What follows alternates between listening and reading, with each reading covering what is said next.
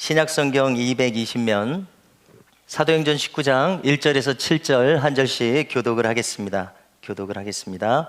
아볼로가 고린도에 있을 때에 바울이 윗지방으로 다녀 에베소에 와서 어떤 제자들을 만나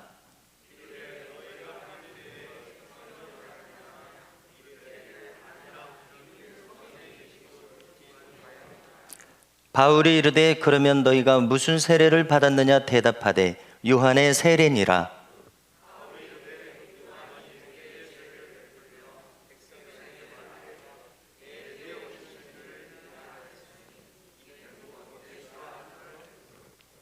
그들이 듣고 주 예수의 이름으로 세례를 받으니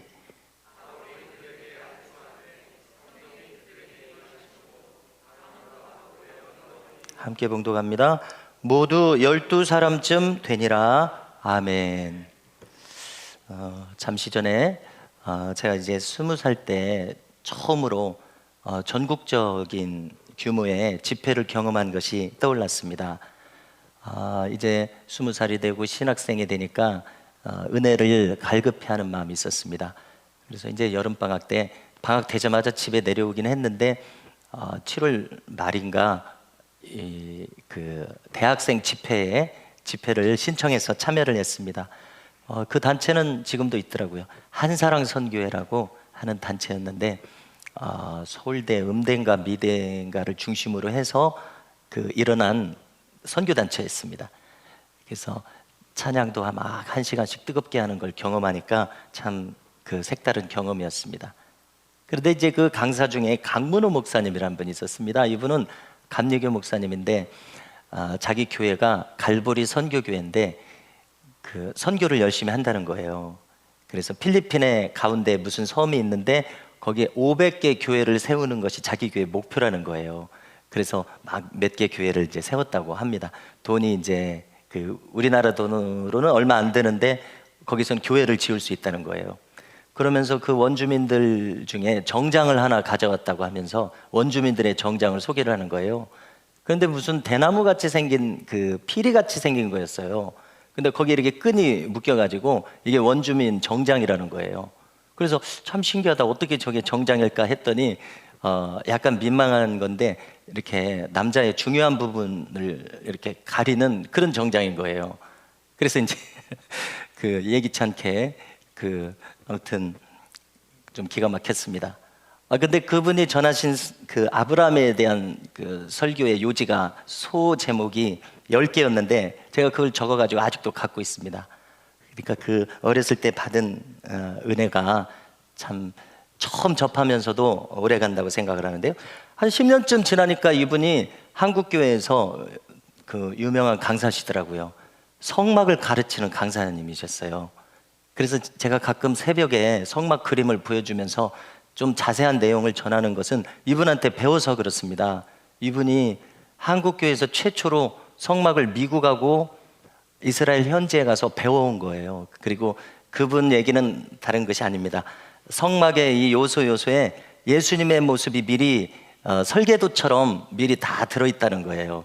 그래서 신약 성경을 보면 예수님 원본을 보지만 구약 성경 성막을 보면 예수님의 설계도를 본다고 하면서 그렇게 혼자 재밌게 가르치시는 것을 제가 들어서 저는 근데 제 이 얘기를 거론하는 것은 얼마 전에 이분이 은퇴를 하시고 이제는 제가 소식이 그냥 이렇게 접하게 되기를 수도사가 되셨다는 거예요. 봉쇄 수도사. 그래서 한번 들어가면 나오지 않는. 그래서 자기 사모님은 싫다고 그래서 자기 사모님은 왔다 갔다 하고 자기는 거기 이제 들어가서 못 나오는 거예요. 2년에 휴가 한 번 받는 거 빼고는요. 근데 이분이 또 많은 교회에서 요청하니까 부흥회를 다니시는데 자기 교회도 부흥회를 초청을 합니다. 그런데 어떤 목사님이 이렇게 얘기를 한다는 거예요. 그 목사님 이름 알려줬으면 우리 교회도 초청을 하고 싶어질는지도 모르는데요. 이 목사님은 뭐라고 그러냐면 갈보리 선교교회를 들어가면서 이제 설교하려고 들어가면서 여기 천사가 가득 찼다고 얘기를 하는 거예요. 강문우 목사님은 이 영안이 열리지 않아가지고 그래요? 우리 교회 이렇게 천사가 많아요? 참 좋은 일이네 하고 이제 집회가 끝난 다음에 혼자 기도하면서 이랬다는 거예요. 하나님, 저 목사님은 눈이 열려서 천사를 보게 하시는데 우리 교회 이렇게 천사가 많다고 그러시는데 저한테도 좀 보여주십시오. 그러는데 아무런 응답이 없는 거예요. 그래가지고 이렇게 기도하고 있다가 보니까 뭔가 마음속에 응답이 오기를 보지 않고 믿는 자가 복되도다, 이런 응답이 드는 거예요. 그러면서 이제 하나님 반발심이 생기는 거죠. 아멘 하면서도 뭔 반발심이 생기냐면, 하나님 덜 복돼도 좋으니까 포기해 주세요, 이렇게 기도를 했다는 것입니다. 근데 이야기는 거기가 끝입니다. 그래서 이건 신비로운 얘기인데, 우리는 신비를 추구하는 것이 아니라 오늘도 성령 세례를 이야기하는 것은 정말 보이지 않는 하나님이 영으로 계시면서 보이지 않는 세계를 우리가 추구하고 있습니다. 그렇기 때문에 우리는 신령한 것을 추구하고 있습니다. 신비주의자가 되는 길을 가지 않고요, 정말 있는, 보이지는 않지만 정말 있는 영이신 하나님, 그리고 하나님의 영의 나라를 추구하고 있다는 사실은 우리가 부인할 수 없습니다. 아프리카의 열대지방을 생각해 보십시오. 거기는 눈이라는 단어가 없을 것입니다. 왜냐하면 눈을 본 적이 없으니까 눈이라는 이름씨를 붙일 필요가 없죠. 근데 우리나라는 눈이라는 말이 여러 가지가 있습니다. 떠올려 보십시오. 진눈깨비, 쌀랑눈, 한방눈, 눈의 종류가 여러 가지예요. 그게 다 구분이 되기 때문에. 그런데 이 북극 지방으로 가면 에스키모들이 있습니다. 근데 그들은 우리보다 눈에 대한 더 많은 구분을 가지고 있다는 거예요. 눈에 대해서 더 많은 종류가 있으니까, 쌓여있는 눈도 여러 가지 종류가 있으니까. 그렇죠. 구분이 되니까 그런 표현이 나오겠죠. 오늘 우리 주제는 성령의 역사입니다. 성령의 역사도 여러 가지로 구분을 할 수가 있습니다. 지난번에 거론했습니다만, 첫 번째로 우리를 구원받게 하시는 성령이 있습니다. 성령이 내 안에 계시니까 내가 예수님 믿는다고 고백합니다. 두 번째로 성령의 감동이 있습니다. 세 번째로 성령 세례가 있습니다. 네 번째로 성령 충만이라고 부르는 상태가 있습니다. 간단하게 본다면요, 성령의 역사가 있어야 내가 예수님을 주로 고백합니다. 구원받게 하시는 성령의 역사예요. 그러니까 모든 믿는 사람들은 성령의 역사로 믿는다고 고백하고 있습니다. 두 번째로 성령의 감동은 구약에도 있고 신약에도 있는데 일시적입니다. 대표적으로 사울왕도 라마 나요새 다윗을 잡으러 갔다가 자기도 일시적으로 감동돼서 선지자처럼 예언하는 일이 있었습니다. 그런데 거기를 벗어나니까 다시 미쳐 날뛰면서 다윗을 죽이려고 했습니다. 감동이 풀린 것이죠. 감동이 잠시 머물렀다 지나간 거예요. 그렇게 봐야 되겠죠? 그런가 하면 오늘의 주제인 성령 세례가 있다고 얘기합니다. 세례 요한이 예고했습니다. 주님도 약속하셨습니다. 이 성령 세례, 오순절 성령 강림에 임했던 바로 그 성령 세례입니다. 성령 충만은 그것이 지속되는 상태라고 이야기해야 되겠습니다.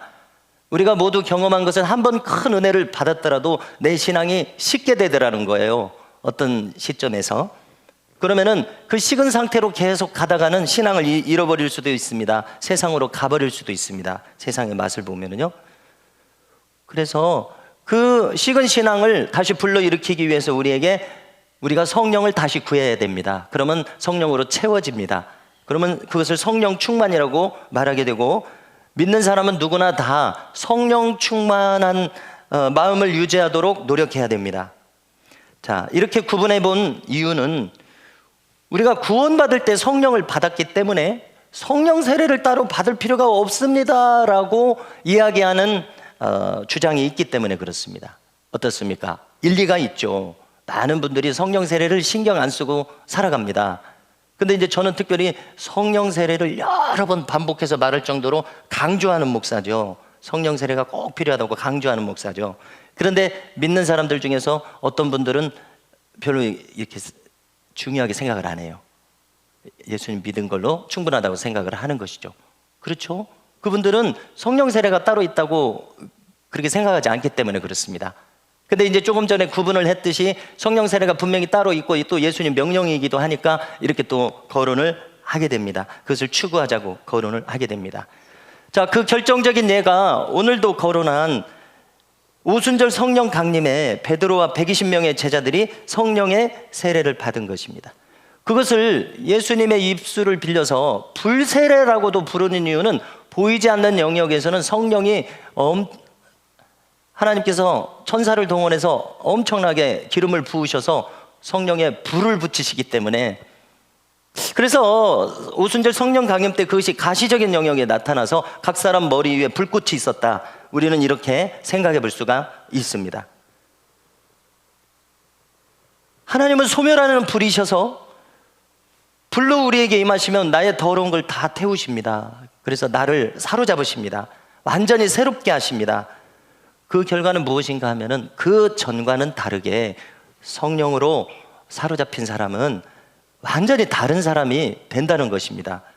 전혀 다른 헌신의 수준을 합니다. 그 전에 흐지부지하게 가령 믿었다고 한다면 이제 뭔가 확실한 믿음을 가지기 위해서 추구하는 사람이 됩니다. 그렇지 않습니까? 이것을 경험한 사람은 꼭 그렇게 됩니다. 왜 그러냐면 성령 세례의 특징은 내가 전적으로 주의 것이라는 이 자각이 생기게 하기 때문에 그렇습니다. 왜냐하면 자기의 전신으로 경험하는 것이기 때문에 그렇습니다. 자, 중요한 것은 성령 세례는 명령입니다. 사도행전 1장 4절 이하를 찾아왔는데요, 읽어드리겠습니다. 사도와 함께 모이사 그들에게 분부하여 이르시되 예루살렘을 떠나지 말고 내게서 들은 바 아버지께서 약속하신 것을 기다리라. 명령이죠.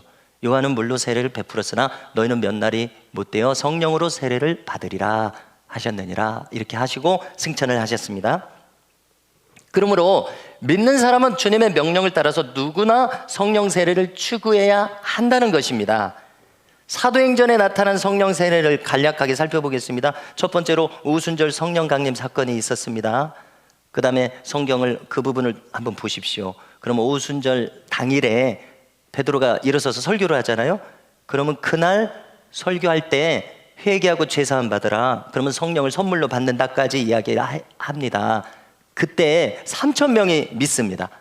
그리고 그들도 그 후로 오로지 기도에 힘썼다고 기록합니다. 그러니까 그들에게도 성령이 임했다고 우리가 추측할 수 있죠.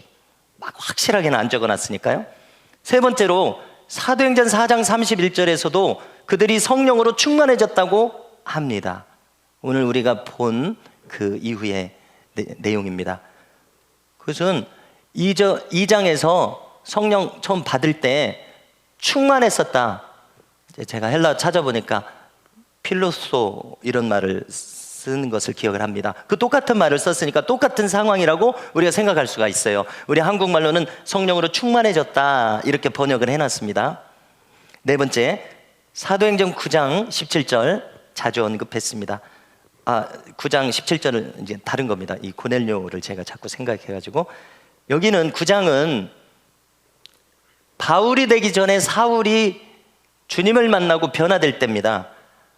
다메섹에 가니까 아나니아라고 하는 제자가 바울이 다메섹 도상에서 주님을 그 사막이라고 해야 되겠죠, 거기서 만났을 때 눈이 멀었습니다. 기억하시죠? 그때 아나니아가 기도하면서 그 성령을 받으라고 합니다. 성령을 주신다, 성령으로 충만하게 하신다 이렇게 말합니다.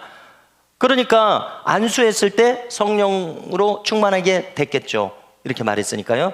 그럴 때, 이런 말을 들었을 때 바울의 눈에서 비늘 같은 것이 떨어져 나가서 보게 됐다 이렇게 말합니다.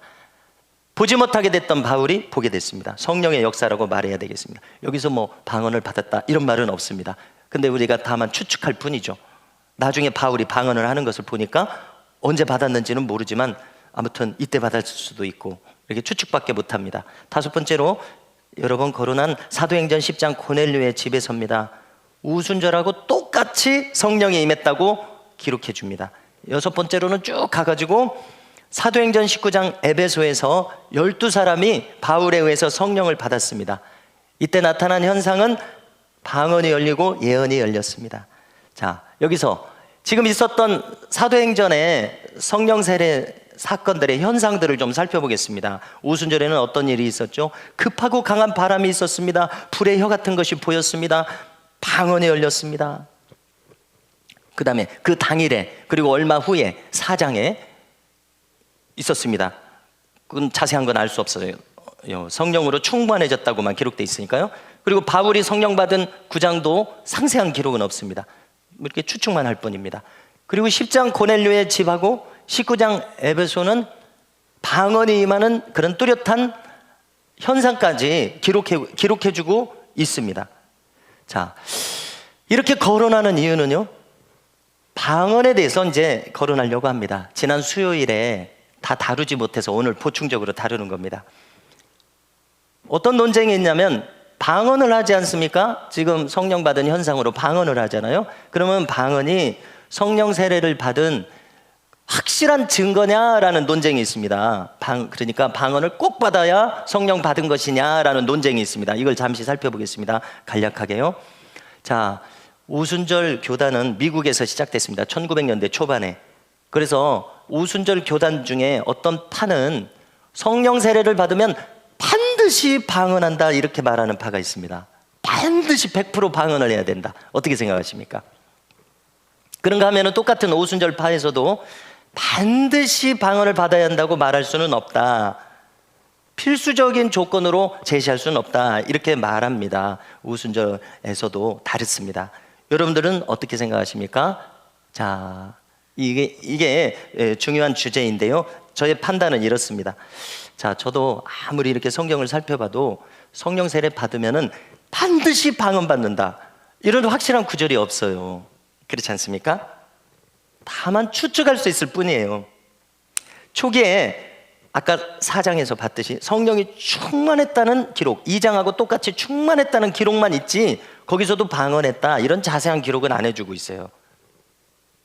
확실한 기록은 2장, 10장, 19장입니다. 사도행전. 이 세 곳 빼고는 그렇게 많은 사도행전 중에 28장까지 중에서 방언에 대한 언급이 없어요.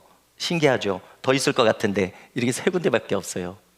그러니까 반드시 방언 받아야 된다 이 말하기가 쉽지가 않습니다.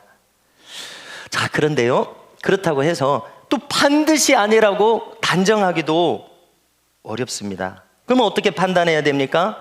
자, 저는 이렇게 이제 판단을 했습니다. 나중에 달라질지도 몰라요. 이건 사람의 생각이니까요.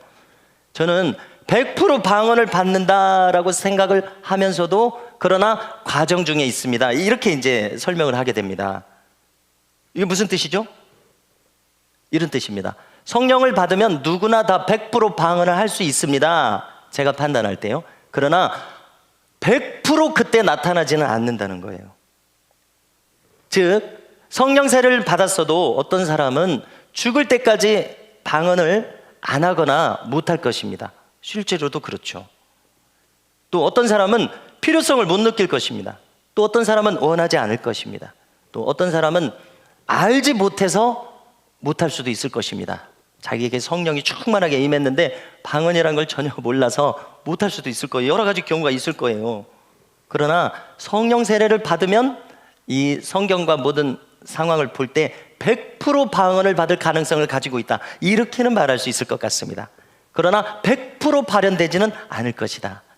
그래서 저도 우리 교회에서 모두가 다 방언하시기를 원하는 마음을 갖고 있습니다만은 모두가 반드시 해야 된다 이렇게는 말할 수가 없어요. 왜냐하면 원하지 않을 수도 있고, 그 다음에 필요성을 못 느낄 수도 있고, 그래서 이것을 다 이제 존중을 해야 됩니다. 그러나 방언은 둘째 문제고, 충만하게 기도하는 것은 반드시 이루어졌으면 좋겠습니다. 자, 그 다음으로 우리가 살펴볼 것이 있습니다. 그것은 방언에 대해서요, 주님의 확실한 언급이 있다는 점입니다. 우리가 성경을 맨 다 막 이렇게 다 기억하지 못하면서 살기 때문에 이렇게 단편적이에요. 그렇게 말씀이 좀 덜 충만해요. 주님의 확실한 방언의 언급은 어디라고 생각하십니까? 마가복음 16장 17절입니다. 잘 아시는 구절이죠. 같이 한번 읽어볼까요? 시작.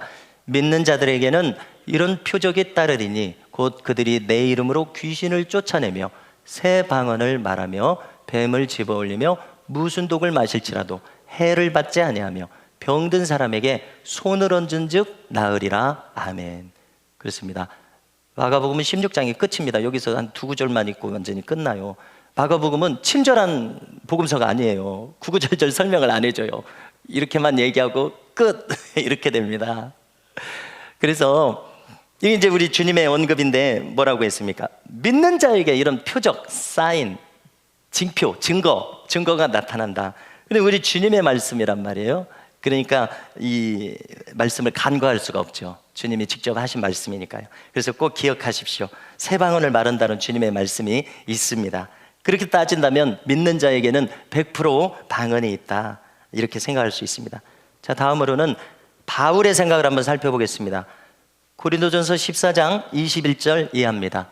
자, 읽어드리면은요, 자, 바울이 설명합니다. 율법에 기록된 바 주께서 이르시되 내가 다른 방언을 말하는 자와, 자, 이것은 다른 나라 외국인을 가리킬 수 있습니다. 다른 입술로 이 백성에게 말할지라도, 자, 이것은 이사야서에서 가져온 것입니다. 그러니까 다른 입술과 여기 말하는 방언은 말 그대로 다른 나라 외국어를 말할 수가 있어요. 이민족을 말할 수가 있어요. 다시 말해서 하나님을 알지 못하는 사람들이요.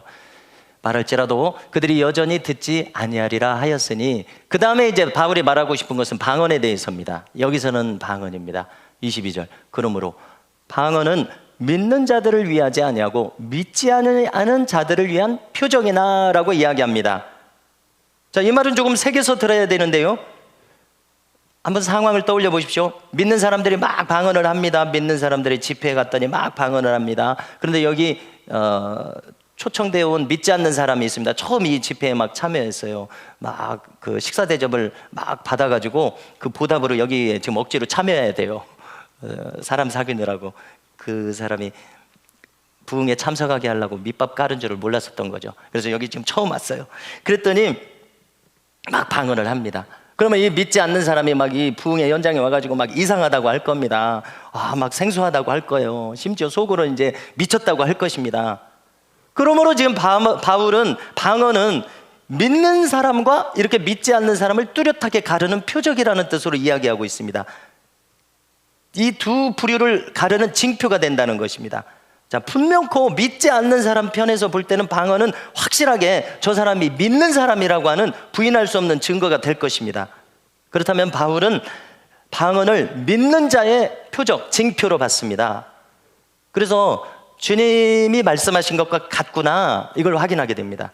그러므로 우리는 이 바울의 생각과 경험도 간과해서는 안 될 것이라고 생각을 합니다.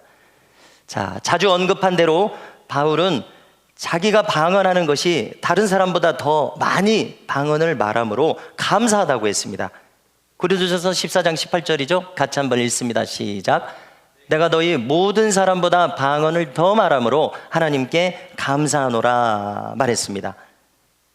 자, 방언의 가장 큰 기능과 효력은 무엇이라고 생각하십니까? 저는 사람의 영을 활성화시킨다는 점에서 방언의 가장 큰 효력이라고 생각합니다.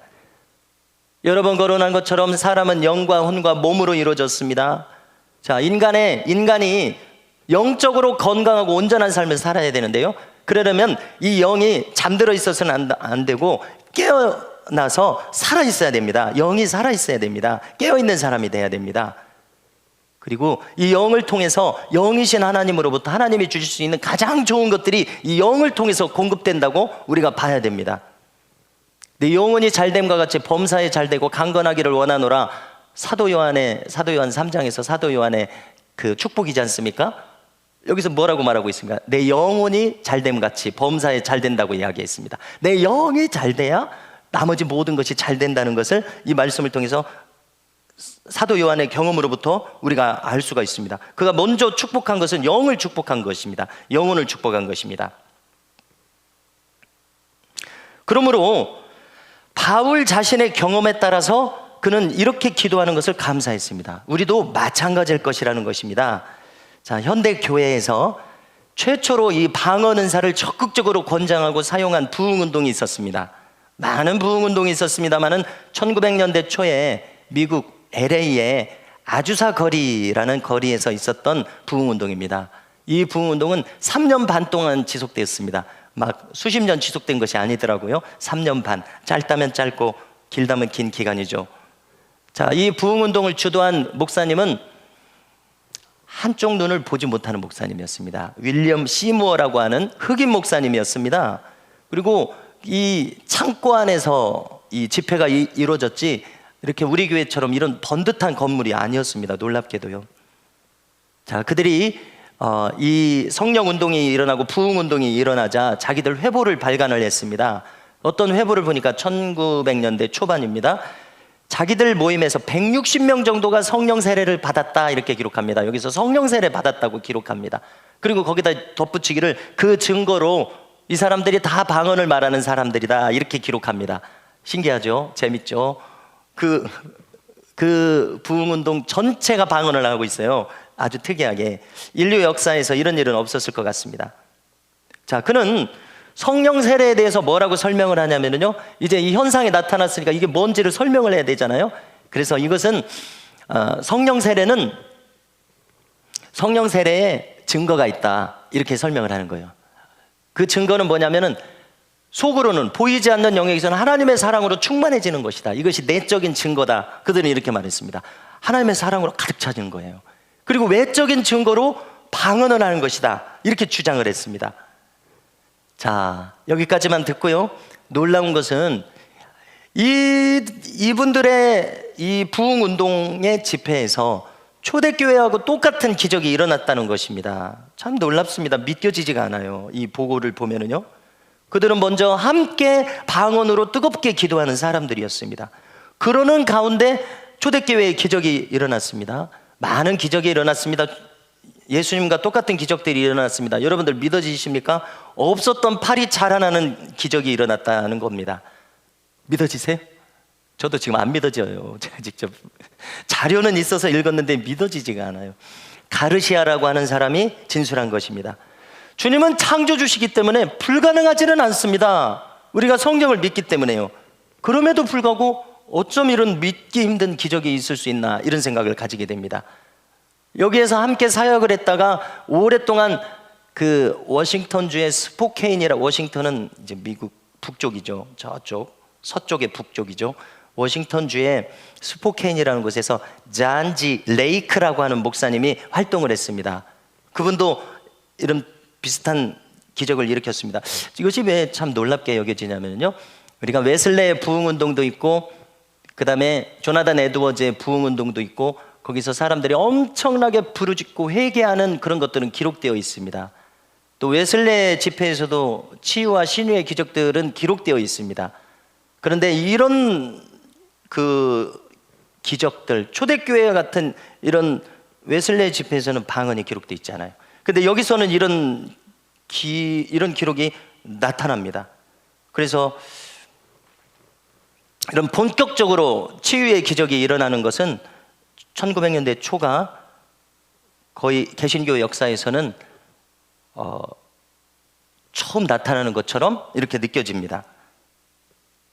그런데 이제 이게 2000년 동안 교회 역사에서 없지는 않았습니다. 제가 성 프란치스코를 항상 생각하게 되고 많은 분들이 이야기하시죠. 저뿐만 아니라. 그 다음에 성 프란치스코와 비슷한 분은 1800년대 말에 비오신부라는 분이 있습니다. 이탈리아에. 둘 다 이탈리아 분들입니다. 자, 이분들에게 놀라운 것은 오상이 나타났다는 거예요. 오상이 무엇인지 아십니까? 5가지 상처입니다. 근데 이 5가지 상처는 예수님과 똑같은 부위에 상처가 나는 거예요. 그래서 양 손과 발목과 그 다음에 옆구리에 창에 찔린 이 상처가 나는 거예요. 그런데 평생 이 상처가 아물지도 않으면서 곪지도 않으면서 계속하는 거예요. 그래서 장갑이나 헝겊 같은 걸로 감싸고 잠을 자서 아침에는 그걸 빠는 거예요. 신기합니다. 그런데 이분들의 삶이 청빈하고 그 다음에 많은 제자들이 따르고 그 다음에 탁발을 하고, 비우신 부님은 그 자기 성당에 있었습니다만은 이런 것이 우리의 존경심을 불러일으킵니다. 그런데 그것뿐만이 아니라 이분들에게서는 예수님과 똑같은 능력이 나타난다는 것이 너무나 놀랍습니다. 최근에 비오신 부의 경우도 보면은 예수님과 같은 똑같은 능력이 나타났습니다. 한 번은 어떤 분이 와서 많은 분들이 찾아왔다고 합니다. 고해성사라는 것이 있지 않습니까? 그래서 자기 죄를 막 고백을 하는 거예요. 여러 가지 죄를 고백을 하는 거예요. 자기 마음에 시원함을 얻기 위해서겠죠. 그랬더니 비오신 부님이 사마리아 여인의 속을 다 아신 것 같은 그런, 뭐라고 해야 됩니까? 투시의 능력이라고 해야 되나요? 그 사람의 속을 다 아는 그런 능력이 임한 거예요. 그러니까 당신이 아직 고백하지 않은 죄가 있다고 얘기를 한 거예요. 근데 이 사람이 감추고 싶었는지 아니면 깨닫지 못했는지 자기가 다 죄를 고백했다고 얘기를 하는 거예요. 근데 비유신 분은 그렇지 않다. 그 밖에 나가서 저수지를 한 바퀴 돌다가 와라. 그리고 다시 와서 고해성사를 해라 하니까 이 사람이 저수지로 나갔습니다. 저수지로 나가서 돌다가 보니까 떠올랐어요. 자기 옛날 죄가 떠올랐어요. 그건 뭐냐면 사람을 죽여서 그 저수지에 자기가 매장을 한 거예요. 그것이 떠올랐어요.